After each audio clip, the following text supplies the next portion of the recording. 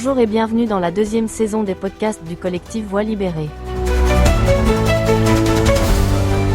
Bonjour et bienvenue dans cette nouvelle exploration en profondeur. Je suis votre hôte, toujours ravie de vous guider. Et aujourd'hui, on s'attaque à un sujet lourd, mais vraiment essentiel, le traitement des abus sexuels dans l'Église. Bonjour. Oui, en tant qu'expert, mon rôle est de vous aider à décortiquer tout ça. C'est un sujet qui divise pas mal le débat public en ce moment. Exactement. On se base sur une tribune récente de la Croix et des notes d'analyse très poussées. Notre mission, c'est de démonter une fausse opposition. Doit-on vraiment choisir entre la justice pénale classique et les commissions de vérité, comme la fameuse SIEZ ou la CRR? C'est le cœur du problème. Cette opposition, elle est complètement trompeuse. Pour bien visualiser d'emblée, pour ceux qui nous écoutent, imaginons une forêt malade. La justice classique, en gros, c'est le bûcheron. Il repère un arbre pourri, il l'abat. On pourrait se dire, voilà, le danger est écarté, non?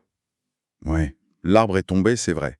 Mais cette action très ciblée ne nous dit absolument pas si le sol de la forêt entière est toxique. Et c'est là qu'intervient l'écologue. Voilà, la commission de vérité, c'est cet écologue qui analyse la Terre et l'écosystème. Et les textes qu'on examine montrent bien qu'il ne faut surtout pas choisir entre les deux. Chaque outil voit ce que l'autre ignore, en fait.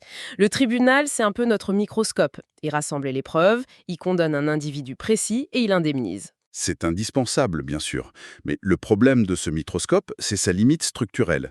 Il fait un zoom tellement puissant sur un agresseur et une victime que l'arrière-plan devient totalement flou. Ah oui, donc le système disparaît. Complètement, les dynamiques collectives, les mutations de pouvoir, les silences de la hiérarchie, tout ça sort du champ de vision. Le code pénal juge des individus, c'est pas fait pour juger des cultures institutionnelles. Attendez, je me fais un peu l'avocate du diable. Si l'agresseur va en prison, le bûcheron a fait son travail, pourquoi c'est si vital d'aller fouiller le reste de l'institution pour avancer? Parce que si on laisse l'écosystème intact, par exemple les règles non écrites qui permettent de muter un membre du clergé super discrètement d'une paroisse à l'autre, eh bien, les mêmes causes vont produire de nouveaux prédateurs. D'accord, je vois. Donc les commissions prennent leur relais, mais avec un objectif différent. Elles éclairent cet angle mort. Elles ne sont pas là pour juger. Mais concrètement, comment elles font ça mieux qu'un juge d'instruction? C'est parce qu'elles n'ont pas les limites strictes du tribunal. Elles peuvent garantir un anonymat total pour libérer la parole de gens qui n'oseraient jamais porter plainte officiellement.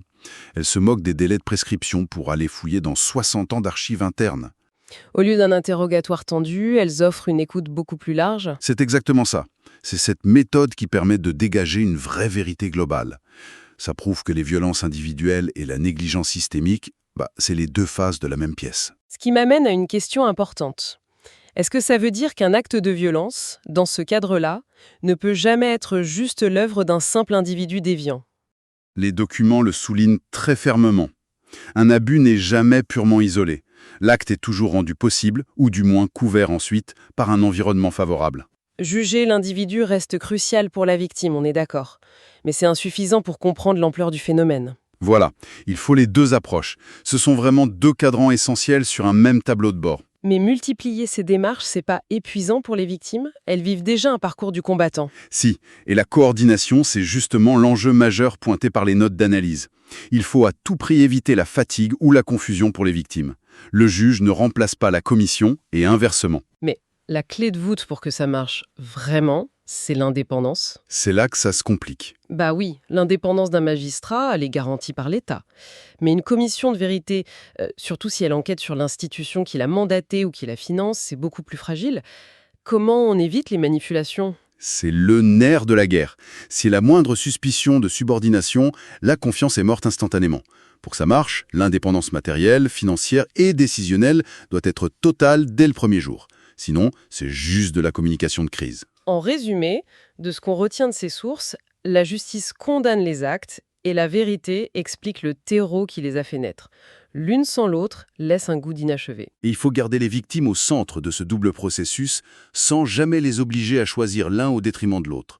C'est la seule voie pour que le système change de l'intérieur. Quand on y réfléchit, ça laisse une dernière question assez vertigineuse. Si notre justice classique n'arrive pas à saisir ces dynamiques collectives et a un besoin vital d'une commission externe pour comprendre l'écosystème toxique d'un abus, nos tribunaux modernes ne sont-ils pas, par nature, fondamentalement inadapté pour démanteler n'importe quelle forme de violence systémique dans notre société.